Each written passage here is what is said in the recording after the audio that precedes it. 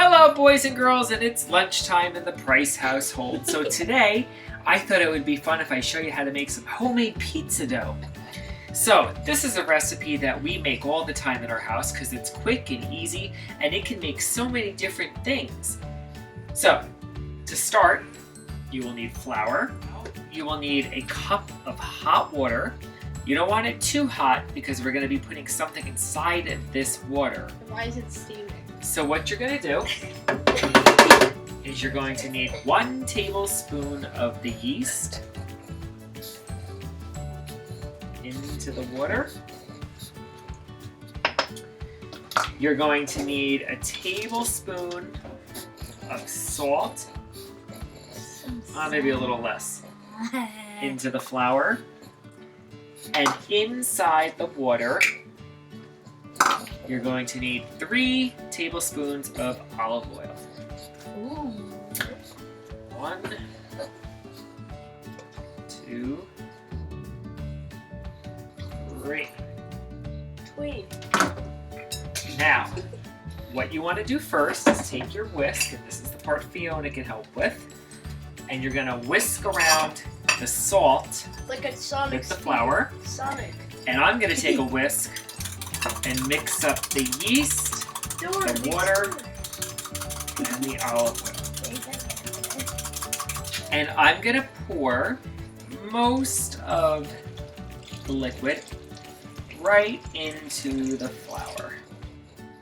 Or all of it, actually. And I'm going to just start mixing it around. I found the best way to do this is with a fork. Don't worry if it looks really clumpy right now. It's supposed to. You just keep turning it around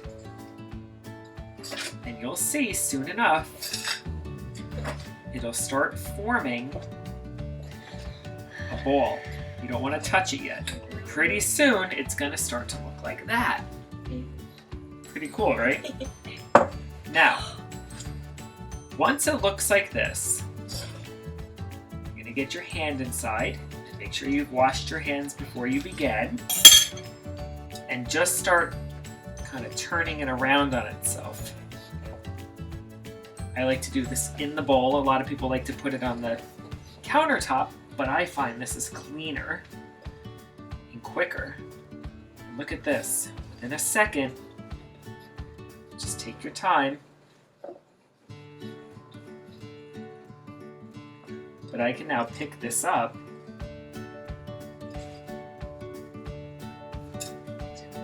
Just keep going a little more and I can feel it.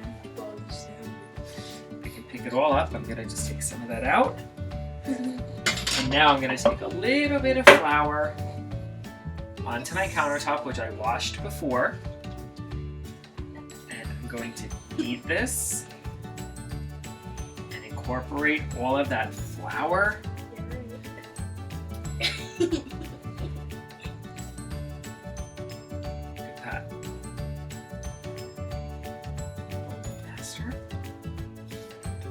If you do it right, you don't need a lot of flour on the countertop, because if you put too much flour into the dough, it tends to make it tough.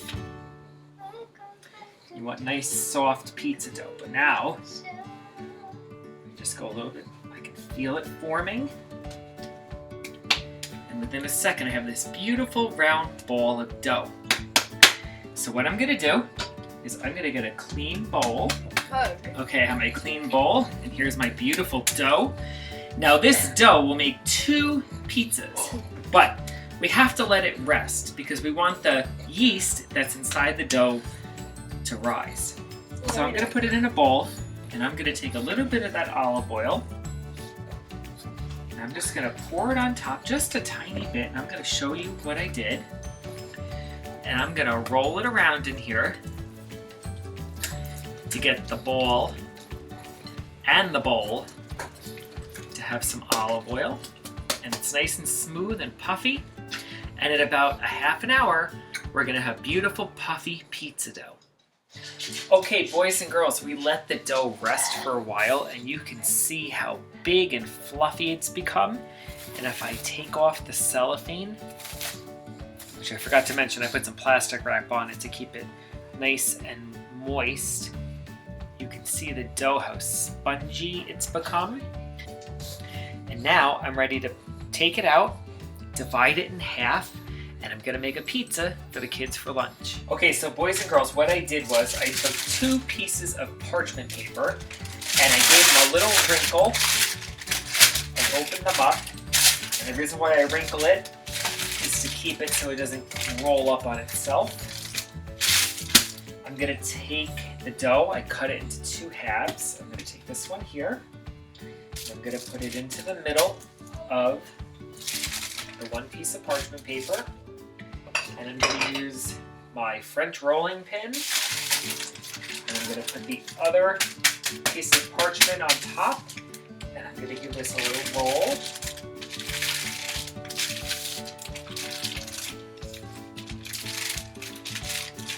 And I found that doing this in between the parchment paper keeps the rolling pin clean.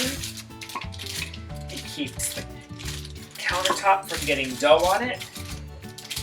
And it also keeps the dough from springing back onto itself because it's quite elasticy right now. Also, I can measure it better because I can flip it around and I can keep turning it and pressing it, creating the shape of the dough. Take a look. Peel off the parchment. I have the crust ready. I give it a little stretch. All right. Now it's time for the sauce and the cheese. Okay, so boys and girls, I have the pizza sauce here. I'm gonna put some on. Spread it around with the spatula. Looks good. And now I'm going to sprinkle some of the cheese on. The kids don't like a lot of cheese, so that's good. Of course, you need a little bit of pepper and a little bit of salt. But we can also put on some Italian seasonings. I think I have some of that here. Yes, I do. A little bit of that on. And now it's going to go into the toaster oven for 20 minutes or so, and I'll show you what it looks like when it's done. Okay, boys and girls, it's been 20 minutes and the pizza has come out of the toaster oven, and you can see how delicious it looks. So I'm gonna cut it up and I'm going to serve it, and that will be the lunch for Liam and Fiona today. I hope you enjoyed this cooking segment, and please come back and we'll have other cool cooking things for you to try as well. Have a great day. See you soon.